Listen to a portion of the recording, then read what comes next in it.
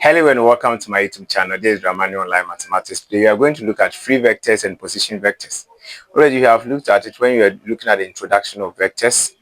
We looked at what a free vector is, where you said that a free vector do not start from the origin, but the position vector starts from the origin. So that is the definition we gave it to. And we're going to look at the calculation aspect of it. Okay. Now let's have this our diagram.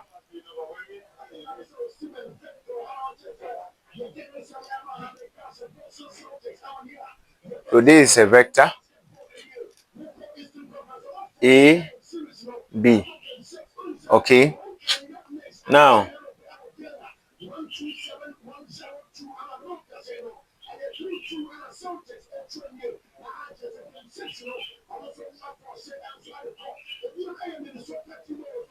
if you look at this vector, if here is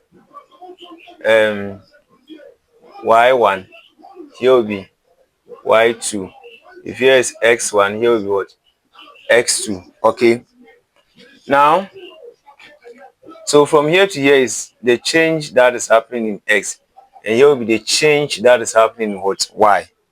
So if you look at this, if I take vector, and this is O here, if I take vector AB, what I'm going to have is that from this place to that place, there's change in what? X. From the starting, from where the A is starting, AB is that's the free vector, but from O to B is a position vector, and also from O to A is a position vector. And always vector, though this one is a free vector, the A to B means that it has pushed from where the origin to a particular point. It's not starting from the origin, but normally the thing's supposed to start from the origin. So what you are going to do is that if you want to know the difference, you know the difference starting from the origin to the ending point. Okay, so if you want to know from the difference between x1 and x2, y1 and y2, what you are going to do is that first you take the origin here and the A here, and the origin here and the B there. Good. So if you want to do that, this is change in what? X. So it means that I need to get, and you see anything that you are doing, you'll be subtracting the bigger number from the smaller number. So the change in X here should be what? X2 minus what? X1. Then if you go to the Y side, I have Y1 minus Y2 minus y1. Is that okay? Good. So this is what you are going to have. Now let's see something. Because we are starting from the origin, we pick from this side to the B, which will be what? OB, minus from here to this side, that will be what? OA. Is that okay? So the meaning of this is that this, you see I have this one here, x2 minus x1. If I'm to write this one, this is like this, x2 y2 minus x1 y1. So when you do the subtraction, that will give you this. Okay, now let's identify this one in accordance of the B here.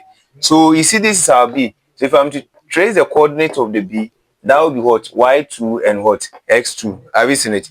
So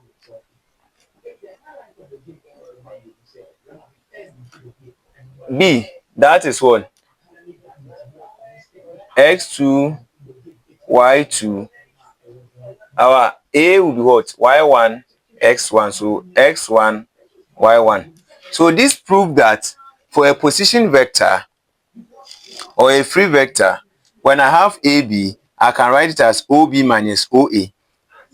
The ending, where the vector is ending, should start first, and the starting point should be at the second. So you subtract the starting from the ending point. Is that okay? Very good. So you are going to solve example. So this is the formula that you are going to use. Okay, now let's look at the example. Given that this A is a vector, okay, and this is not in the column form, so you can try to write it as column form as 3, 6, nothing changes. A is equals 3, 6, B is negative 7, 2, C equals 2, 5, and D is negative 4, negative 9. You have to find AC. You have to find what? AC. So for you to find vector AC, in this regard, where A and C has been given, what you do is that you use that formula, the position vector formula I just gave out, okay? So per the formula, that is the I. Per the formula, we said that AC will be what? OC minus what? OA. Have you seen it? So AC will be equals to A is what? OC, sorry, C is 2, 5. So C will be what? 2, 5 minus OA. OA. OA. A is 3, 6. So we have 3, 6. So my AC will be equals to 2 minus 3 will give us negative 1. 5 minus 6 give us negative 1. This is our AC. Then you move to II. AB. That will be OB minus OA. So AB will be equals to OB. So we check our B, negative 7, 2. So negative 7, 2 minus OA. Our A was 3, 6. So my AB will be negative 7 minus 3. That will be negative 10. 2 minus 6 will be negative 3. Is that okay? Yes. So here, A, D, and C, I will leave it for you to do. Then I will also tackle the BD.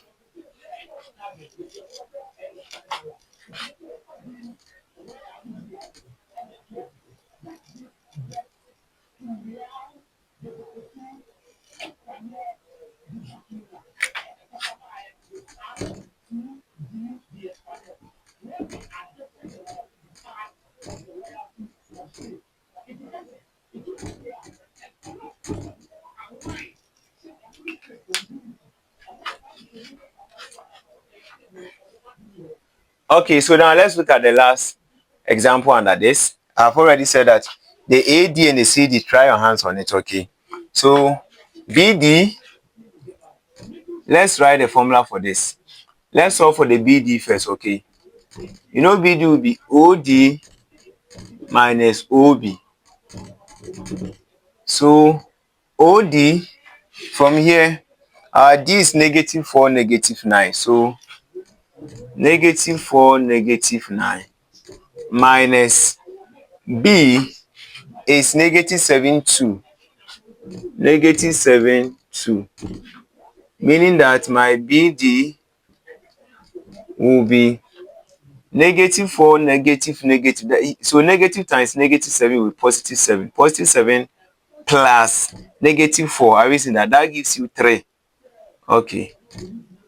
Positive 3. Negative 2 minus 2, that will be negative 11. Is that okay? Now let's also solve for BC. BC will be OC minus OB, so that my BC will be equals to OC, where is our C? 2, 5. Our B in this case is negative 7, 2. So my BC will be equals to 2 minus minus 7. So here becomes positive. Then we get 9. 5 minus 2 is 3. Is that okay? Now we have to find vector BD plus vector BC. Is that okay? So BD, we worked for it and we had 3, negative 11 plus BC, we had 9 over 3. 3 plus 9 is 12. Negative 11 plus 3 will give you negative 8, right? So this is the answer to the question. So you see that I picked them one, I solved them. Then after that, I combine it. Okay.